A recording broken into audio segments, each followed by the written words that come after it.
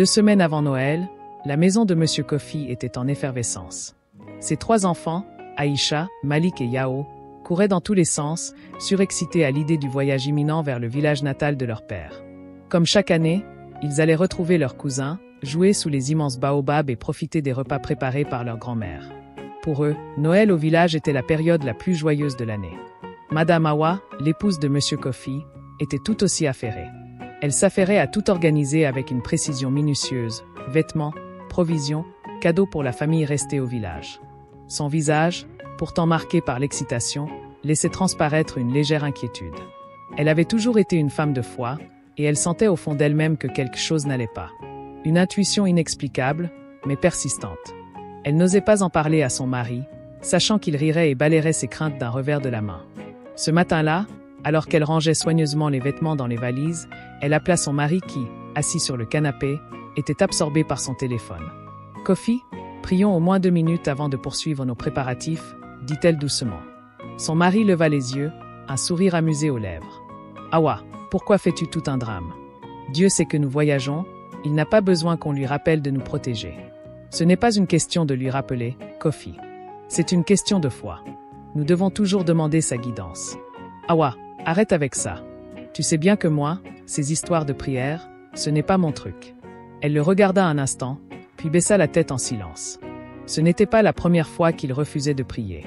Ces derniers mois, il s'était éloigné de la foi, préférant compter sur lui-même et sur la logique plutôt que sur la prière. Pire encore, leurs enfants commençaient à adopter la même attitude.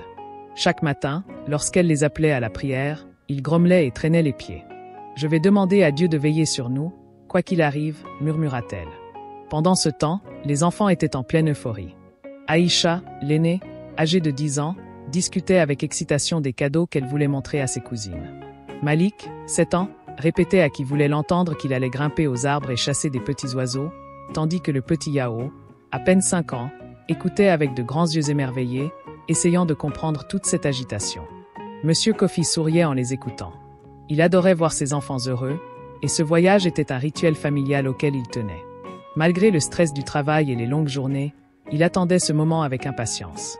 C'était l'occasion de se ressourcer, de revoir ses racines et de passer du temps avec ses proches. Mais Awa, elle, restait silencieuse. Une sensation étrange pesait sur son cœur, un pressentiment qu'elle n'arrivait pas à chasser. Dans son fort intérieur, elle répétait une prière muette. « Seigneur, garde-nous en sécurité ce Noël. » L'après-midi, elle décida de partager ses inquiétudes avec sa meilleure amie, Aminata. Assise dans le salon, elle soupira. « J'ai un mauvais pressentiment, Aminata. Je ne sais pas pourquoi, mais je sens que quelque chose va mal tourner. » Aminata haussa un sourcil. « Awa, chaque année, tu ressens la même chose avant un grand voyage, et chaque année, tout se passe bien. » « Non, cette fois, c'est différent, » insista Awa. « J'ai rêvé qu'un grand vent soufflait sur notre maison, emportant tout sur son passage. Et ce matin, quand j'ai voulu prier avec Kofi, il a encore refusé. » Aminata prit sa main avec douceur. « Continue à prier, ma sœur. Dieu veille sur vous. » Mais malgré ces paroles réconfortantes, l'inquiétude d'Awa ne disparut pas. Ce qu'ils ignoraient tous, c'était qu'un danger invisible planait sur eux, que quelque chose les attendait sur la route. Un événement qui mettrait leur foi à rude épreuve et bouleverserait leur vie à jamais. Le jour tant attendu était enfin arrivé. Dès l'aube, la maison de la famille Kofi était en pleine effervescence. Les valises étaient bouclées, les enfants étaient vêtus de leurs plus beaux habits et Madame Awa avait soigneusement préparé des provisions pour la route.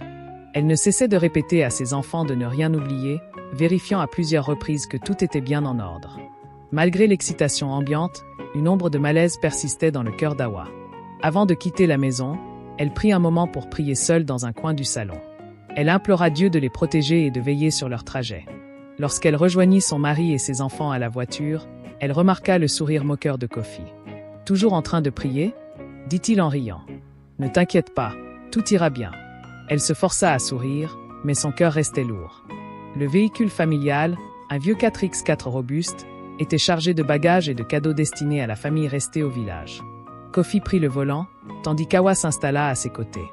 À l'arrière, Aïcha, Malik et Yao s'installaient joyeusement, débordant d'énergie.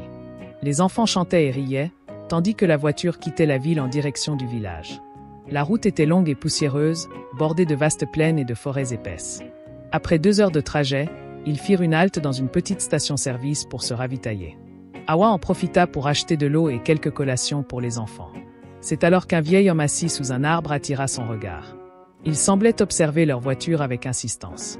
Son regard perçant et sa posture immobile la troublèrent. Lorsqu'elle croisa son regard, il lui fit un signe de la main, puis murmura quelque chose qu'elle ne comprit pas. Un frisson lui parcourut l'échine. Elle rejoignit rapidement son mari, qui terminait de remplir le réservoir. « Kofi, as-tu vu ce vieil homme là-bas? Il nous regarde étrangement. » Kofi haussa les épaules. « Ce sont juste des vieux du coin, ils regardent tous les voyageurs. Arrête de te faire des idées. » Mais Awa ne pouvait s'empêcher de ressentir un malaise grandissant. Ils reprirent la route. Plus ils s'enfonçaient dans la campagne, plus la route devenait chaotique. Le ciel, qui était dégagé au départ, commençait à se couvrir de nuages sombres. Le vent se leva, soufflant la poussière sur leur passage. Malik et Yao, fatigués, s'étaient endormis, tandis qu'Aïcha regardait le paysage défiler, la tête appuyée contre la vitre. Alors qu'ils approchaient d'un pont traversant une rivière, Awa sentit une sueur froide couler le long de son dos. Le vent s'intensifia brusquement et une sensation oppressante envahit l'habitacle. Soudain, sans avertissement, un bruit sourd se fit entendre. Kofi, surpris, perdit brièvement le contrôle du volant. La voiture fit une embardée et s'arrêta juste avant le pont. « Qu'est-ce que c'était » s'exclama-t-il, le souffle court. Awa se retourna pour vérifier les enfants. Ils étaient réveillés, effrayés mais indemnes. Kofi descendit pour inspecter le véhicule. Après quelques minutes, il revint, le visage crispé. Un pneu crevé. Juste ici, au pire endroit possible. Il soupira et alla chercher la roue de secours. Mais au moment de l'installer, un grondement se fit entendre au loin. C'était subtil d'abord, puis de plus en plus fort. Awa sentit son cœur s'accélérer. Un camion arrivait à vive allure, dévalant la route poussiéreuse à une vitesse effrayante. Kofi, toujours accroupi près de la voiture, ne l'avait pas encore remarqué. Awa ouvrit la portière et cria. « Kofi, attention !» Son mari releva la tête juste à temps pour voir le camion foncer droit sur eux. Dans un réflexe désespéré, il roula sur le côté pour éviter l'impact. Le camion passa à quelques centimètres de lui, faisant trembler la voiture sous la violence du souffle.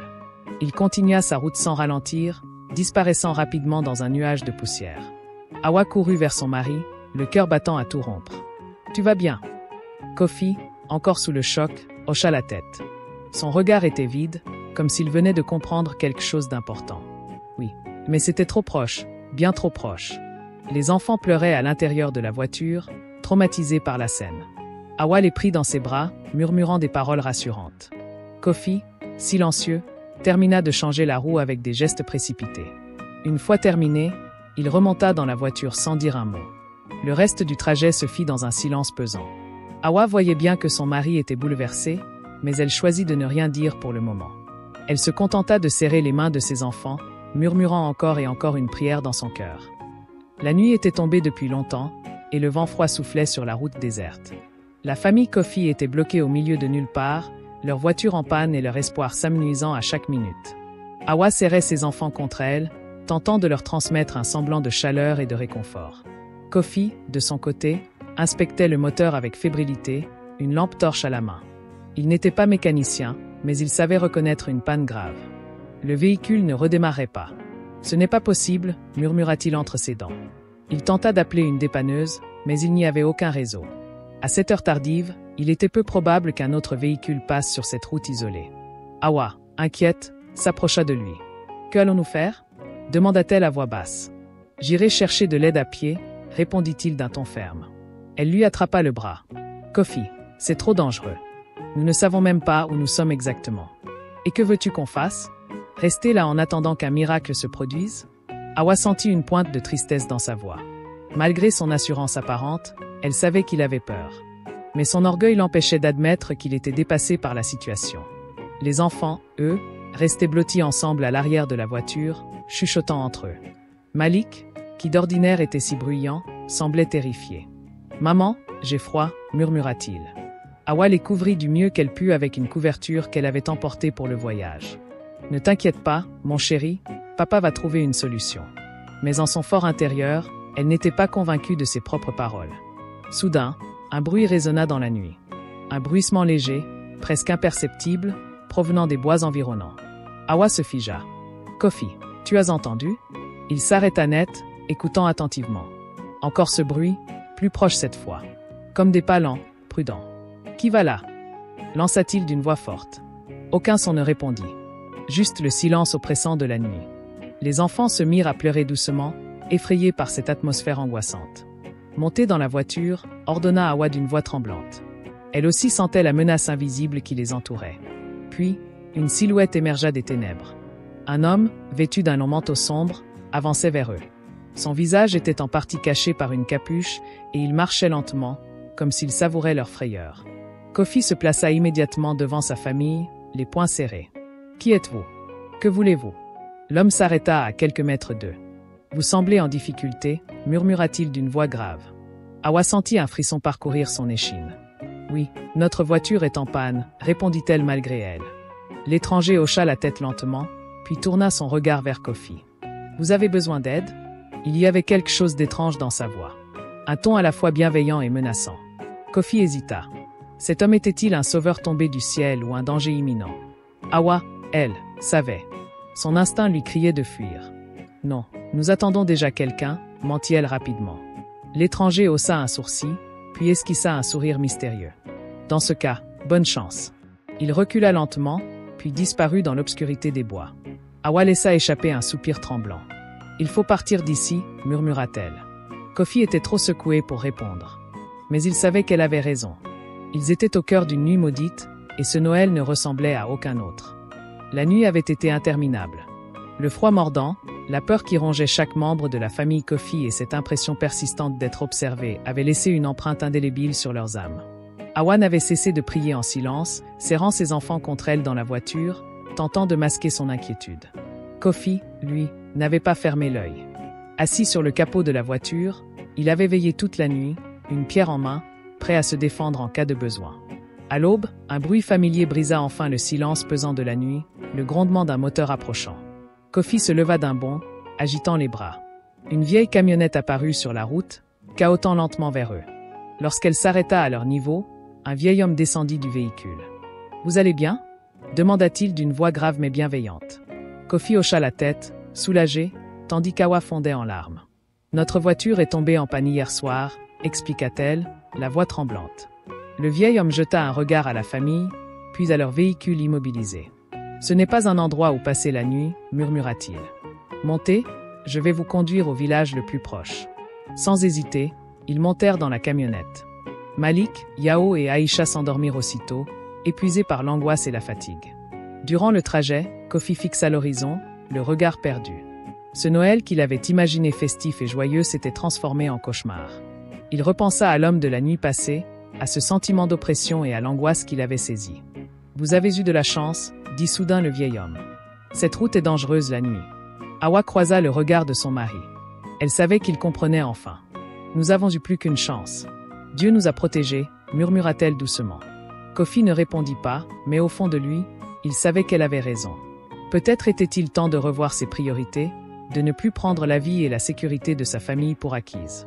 Quand ils arrivèrent au village, ils furent accueillis par des habitants chaleureux. Une famille leur offrit un repas et un endroit pour se reposer. Malgré les épreuves, ils réalisèrent que l'essence même de Noël ne résidait pas dans les cadeaux ou les festivités, mais dans la gratitude, l'amour et la foi. Cette nuit marqua un tournant dans leur vie. Pour Kofi, ce fut une leçon d'humilité. Pour Hawa, une confirmation de sa foi. Et pour leurs enfants, un Noël qu'ils n'oublieraient jamais. Abonnez-vous à la chaîne pour ne pas rater les prochaines histoires africaines.